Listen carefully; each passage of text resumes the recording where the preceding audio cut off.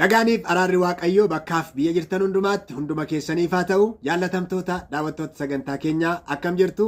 Sagantaa kana qopheessee kan isiniif dhiyeessu ani Luba Eliyaas Addunyaati. Yeroo jalqabaa kan isiniif ta'e baga nagaan dhuftanii subscribe gochuudhaan akka isin maatii taatan isin jajjabeessuun barbaada. YouTube chaanaalii keenya karaa adda ta'een biraandii gochuudhaan jireenya guutuu kan jedhuun gara keessan dhufneerra jechaadha. Kana booddee ergaa kana kan nuti ittiin isiniif dabarsinu maqaan YouTube chaanaalii keenya jireenya guutuu kan jedhu ta'a jechaadha. Gara YouTube chaanaalii jireenya guutuutti baga nagaan dhuftanii isiniin jechuun barbaada. Har'aa mata duree baay'ee barbaachisaa ta'e isiniif qabadhee dhiyaadheera. Innis immoo miidhaa ariifatanii gaa'elatti seenuun qabu kan jedhu jechaadha. Yeroo darbee viidiyoo tokko isiniif hojjedheen ture. Innis immoo umurii gaa'elaaf murteessaa ta'e kan jedhu ilaallee turre. Isa sana yommuu ilaallu wantoota sadii ilaallee turre. Tokkoffaa ariifatanii gaa'elatti seenuu, lammaffaa immoo turanii gaa'elatti seenuu, sadaffaa immoo yeroo barbaachisaa ta'etti umurii barbaachisaa ta'etti gara gaa'elaatti seenuu kan jedhu ilaallee turre jechaadha. Isa kana yommuu ilaallee achi keessatti gaaffiiwwan tokko tokko ka'an waan jiraniif isaan kana sirriitti ifa gochuudhaaf isiniif qabadhee dhiyaadhe jechaadha. Mata duree kana deebisee ariifatanii gaa'elatti seenuun miidhaa maalii jireenya keenya irratti fiduu danda'a isa jedhu wal wajjiniin ilaalle.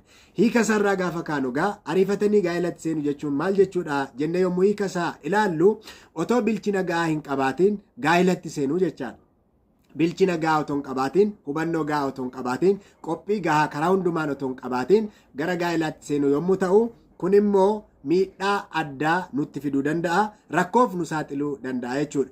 Maal faatu dhufa karaa kana miidhaawwan akkamii fiduu danda'a? Tokkoffaa irratti miidhaan nurra ga'uu danda'u maal inni? Hanqina miiraa fi bilchina sammuuti. Hanqina miiraa fi bilchina sammuuti. Gaa'elli itti gaafatamummaa guddaa of keessaa qaba. Kanaaf maal barbaada? Bilchina barbaada. Bilchina akkamii? Bilchina yaadaa, bilchina sammuu barbaada. Sammuun guddachuu qaba. Waan hundumaatiin kan of danda'e ta'uu qaba. Fakkeenyaaf itti gaafatamummaa fudhachuu danda'u qaba.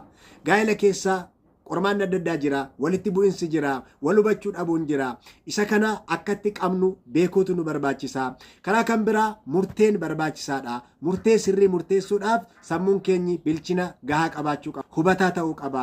Kanaaf isaan kanaan kan wal qabate hanqinni miiraa fi bilchinni sammuu gaa'ela keessatti qormaataaf waan nu saaxiluu danda'uuf inni kun immoo maalirraa dhufe jechaadha? Ariifatanii gaa'elatti seenuurraa dhufa jechaadha. Lammaffaa irratti barumsa keenya gargar kutuuf nu saaxila. Disruption of our education. Barumsa keenya akka gargar kunnu nu taasisa. Akkuma beektanii namni tokko mana barumsaa galee barumsa isaa iddoo barbaachisaa ta'een ga'uudhaaf umurii hammamii isa gaafata? Hammamitti fixuu danda'a jettanii yommuu yaaddanii waan beekamaadha jechaadha. Kanaaf ariifatanii gaa'elatti seenuu jechuun umuriidhaan yommuu ilaallu waggaa 20 fi isaa gaditti akka ta'e qo'annaa keenya darbe keessatti ilaalleerra.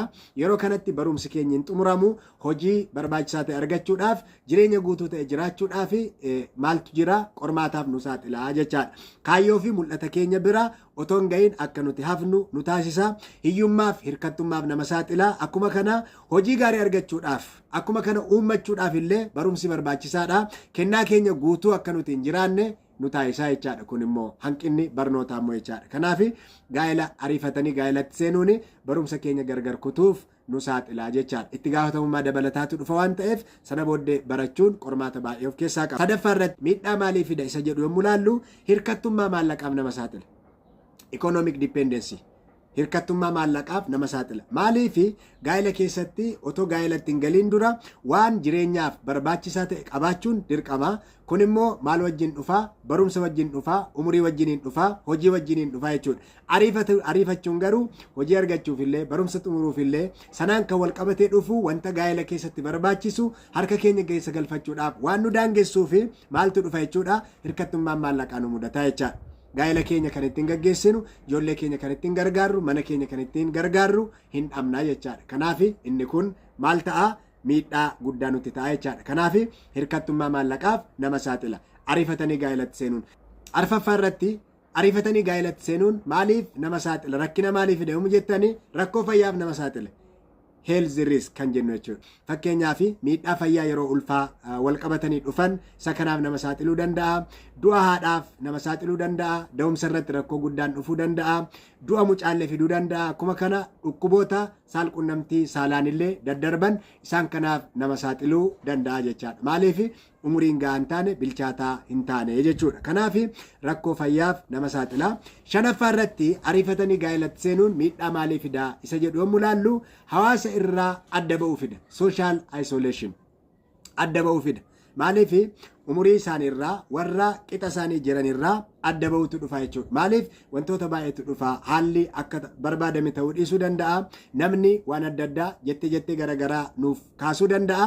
Kanaaf sun immoo saayikooloojikaal waarii waan fiduu fi sammuu keenya keessatti qormaata waan fiduu danda'uu fi hiriyoota keenyarraa michoota keenyarraa adda ba'uu nutti fiduu danda'a jechaadha. Kanaaf gita isaaniirraa adda ba'uu guddina hawaasummaan isaaniitiin daanga'uu akkuma kana hariiroo hawaasummaa dhiphataa hirmaannaa hawaasummaa xiqqaataa ta'ee isa kana keessa akka nutti deddeebinu nu taasisaa jechaadha. Inni kun miidhaa guddaa ariifatanii gaa'elatti seenuurraa dhufudha. Inni ittaanee jiru maal rakkoo maalii fidaa jettanii yommuu ilaaltanii dabalataan rakkoo kan biraan hacuucamuu fiduu danda'a. Risk of domestic violence kan jedhu hacuucamuu yookaan immoo gadi qabamuu. Iddoo barbaadanitti waan barbaadan mirga ofii dubbatatanii falmatanii ija jabinaan jiraachuu dadhabuu. Inni jaaffaan ariifatanii gaa'elatti seenuun rakkoo maalii qaba jettanii yommuu gaafattanii inni jaaffaan hacuucamuudhaaf nama saaxila. Hacuucamuu nama saaxila. Kana jechuun namni ariifatee gaa'elatti seene ikonomikaalii of danda'a ta'uu dhiisuu danda'a. Barnoota isaa gargar kuteera. Michoota isaarraa hiriyoota isaarraa wantoonni ittiin adda inni bahu adda isheen baatu jiraachuu hin danda'a ta'a. Inni kun immoo ija jabina dhabuurraan kan ka'e mirga isaa mirga ishee falmattee dubbattee iddoo barbaachisaa ta'etti of dandeessee jiraachuudhaaf qormaata guddaaf saaxiluu danda'a jechuudha. Inni kan biraan ariifatanii gaa'elatti seenuun inni kan biraan rakkoo inni qabu guddina dhuunfaan daanga'uu fida. Guddina dhuunfaan daanga'uu fida. Jireenya keessatti egaa guddinatu jira. Namni hin guddata. Karaa hundumaan hin guddata. Hawaasummaan hin guddata. Dinagdeen hin guddata. Hafuuraan hin guddata. Qaamaan hin guddata. Wantoota baay'eetiin daayimenshinii garaagaraatiin guddata sammuun namaa. Sammuudhaan hin guddata jechaadha. Kanaaf garuu ariifannee gaa'elatti yommuu seenne wantoota baay'eetiin guddinni keenyi ni daanga'a jechuudha. Fedhii ofii argisiisuudhaaf, hawwii ofii, kaka'umsa barbaadan bira ga'uudhaaf daanga'uutu jira. Otoo of hin argin hafuutu jira. Kana jechuun maal jechuudha?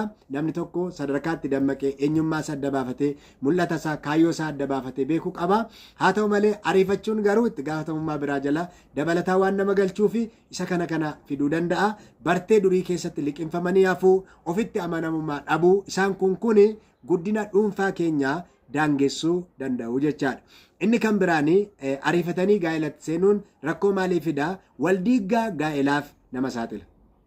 Waldiiggaa gaa'elaaf nama saaxila. Maaliif? Sababni isaa hanqina guddina sammuurraan kan dhufu akkuma kana hanqina maallaqaa miiraan qophii dhabuu isaan kana wal qabatee kan dhufu gaa'elli keenya akka deegamu nu taasisa. Rakkoo yoo mudate karaa adda addaa isa kana akkaataa itti qabnu hin beeknu waan ta'eef rakkinni nu mudata jechuudha. Kanaaf gaa'elli umurii malee ijaarame ariitiidhaan umurii ariifataadhaan ijaarame yeroo baay'ee otoo diigamuu mul'ata jechuudha. Inni itti aanee jiru ariifatanii gaa'elatti seenuun maali miidhaan isaa jettanii gaafattanii hiyyummaa itti fufsiisuudhaaf sababa guddaa ta'a. Hiyyummaa itti fufsiisuudhaaf sababa guddaa ta'a. Kana jechuun maal jechuudha?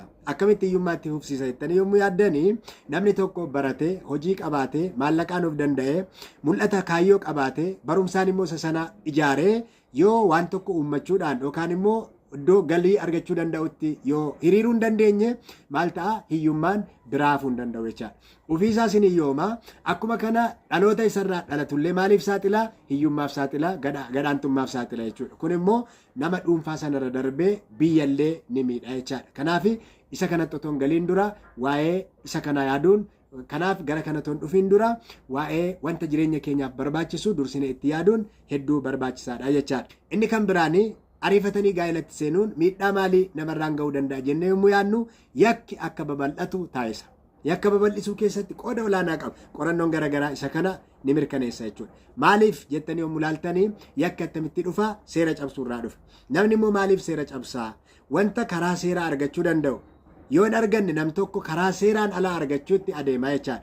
Ikoonomiin qabu yoo ta'e akkuma kana hubannaa barbaachisaa ta'e ga'umsa barbaachisaa ta'e hin qabu yoo ta'e karaa kan biraa wanta isa barbaachisu faayidaa barbaachisu argachuudhaaf horii argachuudhaaf mana isaa jireenya isaa uffachuudhaaf nyaachuudhaaf isa karaa seeraa argachuu qabu karaa saamichaa karaa hannaa karaa kallattii adda addaan humnaan namarraa fudhachuudhaan isaa kanaan hanqina isaa guuttachuu barbaada jechuudha. Akkuma kana kadhaa baruudhaan nama kan biraatti hirkachuudhaa fi saaxilamaa ta'a jechaadha. Inni kun immoo gara kamitti nama geessa? Yakki akka babal'atullee nama taasisa jechaadha. Legal and social consequence kan jedhu isaan kana keessaa rakkoo tokkodha jechuudha. Kanaaf egaa isaan armaan olitti kaafne kun kan isaan dhufanii maalirraa dhufu? Hanqina ariifatanii gaa'elatti seenuurraan kan dhufanidha jechaadha. Kanaaf kanarraa waan baay'ee akkasiin baratan abdii guddaan qaba. Dargaggoonni isa kana keessatti of ilaaluu qabdu, fuuldura keessan ilaaluu qabdu, duuba keessan ilaaluu qabdu. Ani itti gaafatamummaa maaliin qaba? Amma eessan jira? Eessa ga'uun barbaada? Kanawoo kan akkanani kaayyoo koo bira hin geenye kan na hambisu maali kan jedhu isa kana ilaaltanii mul'ata abjuu kaayyoo fuuldura keessan kaawwattanii maal gochuu qabdu? Jireenya keessan baalaansii gootanii adeemuu qabdu jechuudha.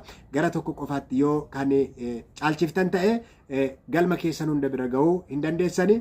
Jireenya gaa'elaa keessanii yommuu karoorsitan isaan kana wajjiniin wal bira qabdanii ilaaluun barbaachisaadha jechuudha. Turtanii amma dhumaatti waan dhaggeeffataniif Waaqayyo isin haa eebbisu. Yaadaaf gaaffii yoo qabaattan immoo koomentii jalatti na barreessaa. Waan guddaa akkasiin hubattan abdii guddaan qaba. Yeroo itti aanu immoo mata duree kan biraatiin walitti deebinaa. Ayyaanni Waaqayyo hunduma keessa wajjin haa ta'u. Galatooma.